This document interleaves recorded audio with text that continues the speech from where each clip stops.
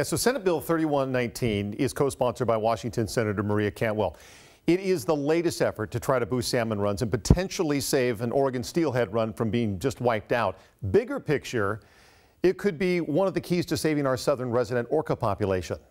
For years, fish managers from the Northwest have been trying to find a way to battle a growing number of California and Steller sea lions that have taken up residence in the Columbia River, feasting on salmon as they make their journey east to spawn. Specifically, they feed on salmon more than 100 miles upriver as they approach the Bonneville Dam. Now, because of federal protections, outright killing of sea lions had been a last resort, with hazing and relocation as the preferred method. But when that didn't prove effective, the government authorized lethal means, which results in about 90 sea lions a year being killed. Now, the bar is set pretty high, with managers having to prove each individual sea lion is a threat before it can be killed. This legislation would make it a lot easier to identify a problem sea lion based on geography.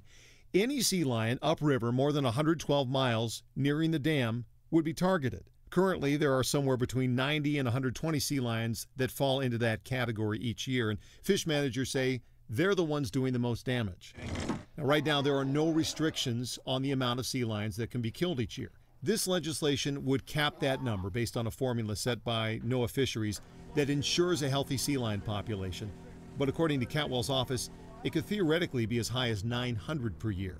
That said, right now the goal is to wipe out the worst offenders, so they don't expect a huge variation if the legislation does pass.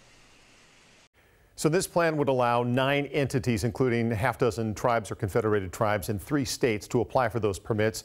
In 5 years, if the problem has been solved, then that's the end of it. Now, there are critics who say they don't think this will work for a variety of reasons. One, they may think that enough sea lions are not being targeted. They'd like to see that number a lot higher, or they just don't believe that sea lions are really that big of a problem, that it's much greater with dams and what have you.